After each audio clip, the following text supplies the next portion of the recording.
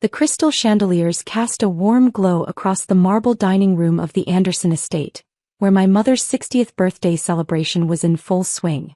I adjusted my simple black blazer, watching the light catch the subtle Cartier watch on my wrist. A piece worth more than this entire mansion, though none of them knew that yet.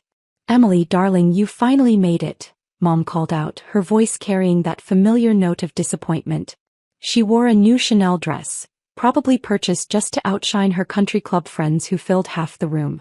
We were just discussing everyone's recent accomplishments. I took my assigned seat, the furthest from the center of the table naturally. My sister Victoria sat at Mom's right hand, sporting an engagement ring from her investment banker fiancé that she hadn't stopped flaunting all evening. "Did you finally get that manager position at the coffee shop?" Mom asked, cutting into her Wagyu beef. "What was it called again? Something. Stardust Coffee," I replied calmly, checking my phone as another notification lit up the screen. The merger documents needed my final review before tomorrow's announcement. "Still working there?" Dad interjected, swirling his $1,000 wine. "Victoria's James just made junior partner at Goldman Sachs. Now that's a real career." Victoria preened. "The country club just accepted us as full members. They're very selective, you know. Only top-tier professionals."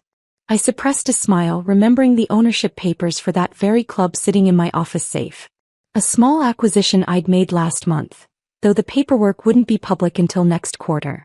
"Emily always loved playing with her little coffee machines," Mom sighed, addressing her friends around the table. "We tried to guide her toward proper business courses in college, but she insisted on studying technology instead." "How's the bus schedule treating you?" Victoria asked, her voice dripping with fake concern. "James could recommend some good lease options if you'd finally like to get a car." I checked my watch again. My assistant would be arriving any minute with the final merger documents that needed my signature. The timing had to be perfect. "I manage," I said softly, taking a small bite of beef. The notifications on my phone were increasing. The Asian markets would be opening soon, and my company's stock was already climbing on merger rumors. "We just worry about you, dear," Mom continued, reaching for her champagne. "At 32 you should be established by now. Victoria was already making six figures at your age." Dad nodded sagely. "It's not too late to join my firm. We always need administrative assistance. The benefits are quite good." The crystal glasses clinked as servers refilled champagne around the table. I noticed my mother had instructed them to skip my glass. Apparently, I hadn't earned the right to toast her birthday yet. "Actually," I began, but Victoria cut me off. "James and I just put a deposit down on a summer house in the Hamptons," she announced. "Nothing too extravagant, just 8 bedrooms. You should visit sometime, Emily. When you can afford the train ticket, of course." The table tittered with polite laughter. I felt my phone buzz again. Right on schedule. "I really think it's time you got serious about your future," Mom declared. "Your father and I can't support you forever. That tiny apartment of yours, it's just not appropriate for someone from our family." If they only knew that tiny apartment was the penthouse of a building I owned. But timing was everything, and my assistant would be arriving in exactly 3 minutes with the perfect revelation. "Victoria's wedding next month will be featured in Modern Luxury magazine," Mom continued. "The photographer alone costs more than you make in a year. But don't worry, dear, we're not expecting you to contribute to the celebrations." I dabbed my lips with the napkin, noting the exact moment the dining room doors opened. Right on schedule. My assistant Sarah entered, dressed impeccably in a tailored Armani suit. She carried a sleek leather portfolio that contained the final merger documents for tomorrow's announcement. The acquisition would make headlines across every financial network. "I'm so sorry to interrupt," Sarah said professionally, though we'd rehearsed this moment perfectly. "But Ms. Winters, the board needs your immediate approval for the $4.2 billion merger. The Asian markets open in 20 minutes. The dining room fell silent. Dad's champagne glass slipped from his hand, shattering against the expensive tablecloth. Victoria's fork clattered onto her plate. I stood slowly, straightening my blazer. "If you'll excuse me for a moment. Business calls." The look on their faces was worth every dismissive comment I'd endured all evening. But this was just the beginning. By tomorrow morning, they'd learn exactly who their coffee shop daughter had become. Emily. Mom's voice quavered. What merger? I smiled, taking the portfolio from Sarah. Oh, this old thing. Just a little business matter. Nothing as important as Victoria's wedding, I'm sure. The stage was set perfectly for what would come next. Years of dismissal were about to turn into a very interesting evening indeed.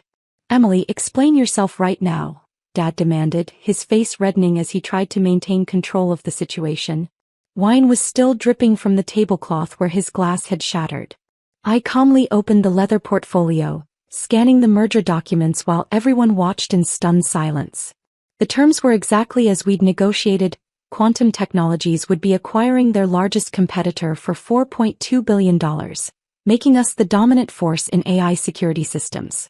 One moment, I said, signing my name with the Mont Blanc pen Sarah provided. The Tokyo Stock Exchange waits for no one. Victoria leaned forward, her designer bracelet clinking against her plate. This has to be some kind of joke. You're a barista. Sarah cleared her throat. Ms. Winters is the founder and CEO of Quantum Technologies. The company she built is currently valued at $12.8 billion. Mom's hand flew to her pearl necklace. That's impossible. Emily never showed any business sense. Actually, I said, handing the signed documents back to Sarah, I showed plenty.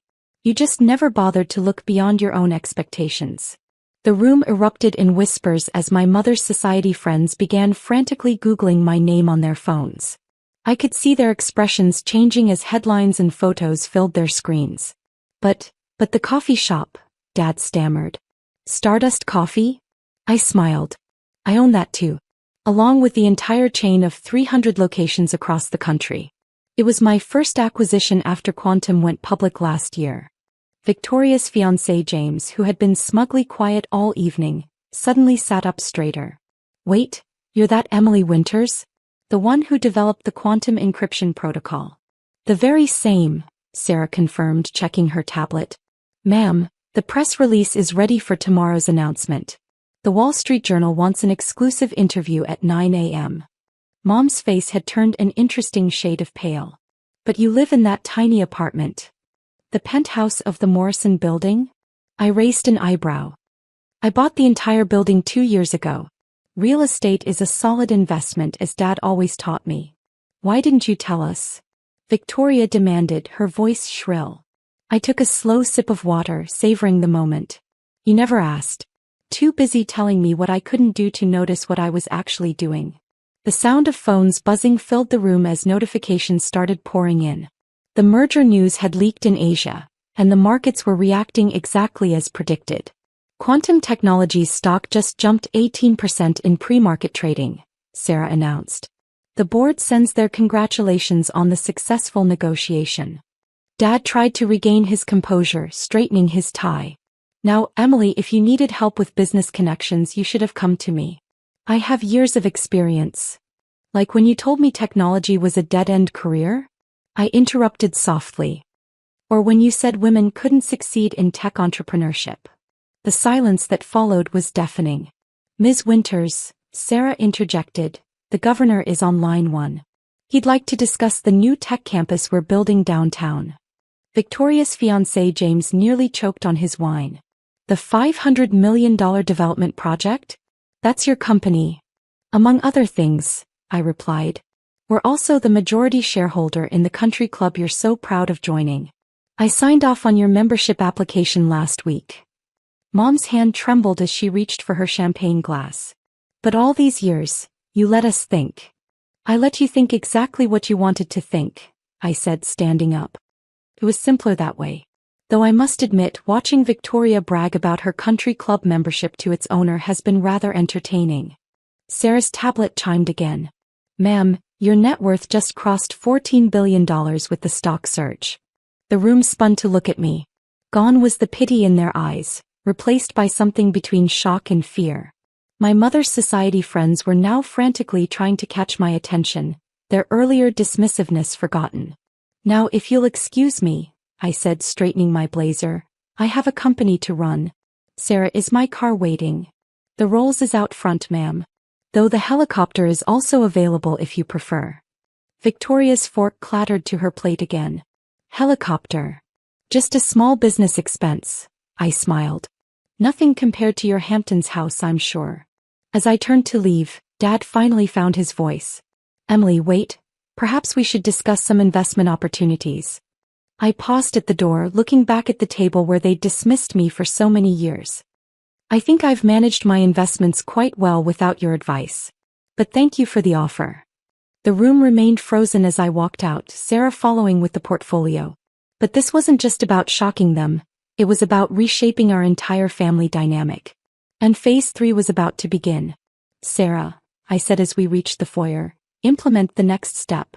She nodded, already typing on her tablet. By morning, they would understand exactly how much their world depended on the daughter they'd underestimated for so long. The following morning I sat in my penthouse office, watching the sun rise over the city skyline I'd helped reshape. Multiple screens displayed financial news channels, all running the same headline: Quantum Technologies' $4.2 billion merger rocks tech world. So Emily Winters becomes one of world's youngest female billionaires. My phone hadn't stopped buzzing since I'd left the birthday dinner. 37 missed calls from Dad, 23 from Mom, and 52 text messages from Victoria. I picked up my phone as Sarah entered with my morning coffee. Your mother is in the lobby, Sarah announced. Along with your father and sister. I smiled, taking a sip of the perfectly brewed coffee from my own chain. Right on schedule. Give them 5 more minutes. The waiting would remind them of all the times they'd made me sit in their reception areas, treating me like an inconvenience. My office occupied the entire top floor of the Morrison building, with views that made the Anderson estate look like a cottage. Also, Sarah continued, the country club board has requested an emergency meeting. Apparently, some members are concerned about the new ownership. How interesting, I mused, straightening the Versace dress I'd chosen for today.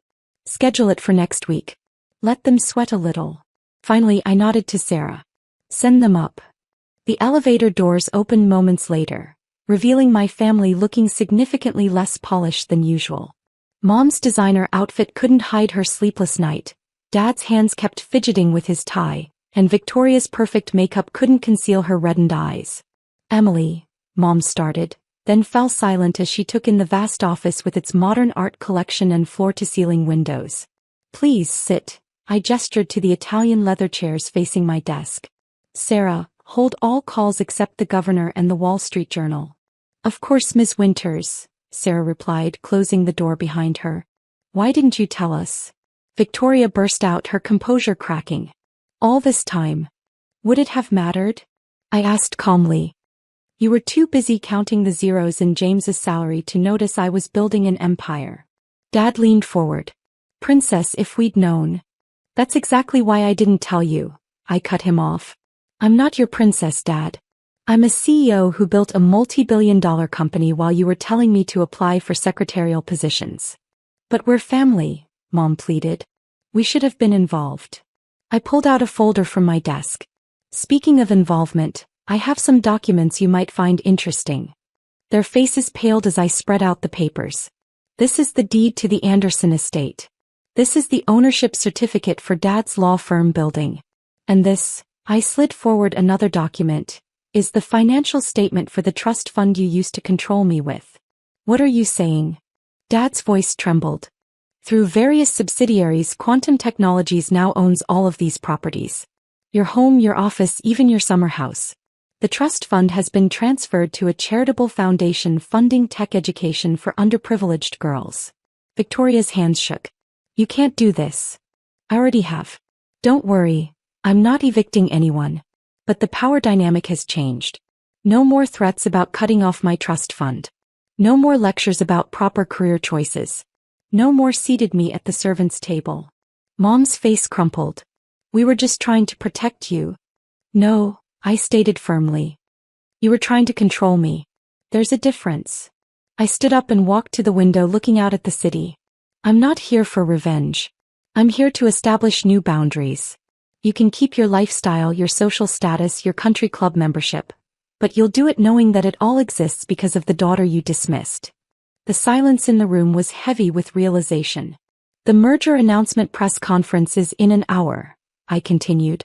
You're welcome to attend, as my family. But understand this. Our relationship moving forward will be based on respect, not control. Dad cleared his throat. And if we refuse? Then nothing changes with your daily lives, I shrugged. Except you'll know that every mortgage payment, every office lease, every country club dues payment goes to your coffee shop daughter's company. Victoria stood suddenly. James needs to know about this. James already knows, I smiled. He's been trying to get a meeting with me for months to discuss investment opportunities. Funny how he never mentioned that at family dinners. The morning sun filled the office as my family absorbed their new reality. The power shift was complete, but it wasn't about humiliation. It was about transformation. The car will take you to the press conference if you decide to come, I said, returning to my desk. Sarah will show you out. I have a company to run. They stood slowly, years of superiority stripped away in a single morning. At the door, Mom turned back. Emily, I'm sorry we didn't see you. I looked up from my computer. No, Mom. You saw me exactly as you wanted to. That was your choice. Now I'm making mine.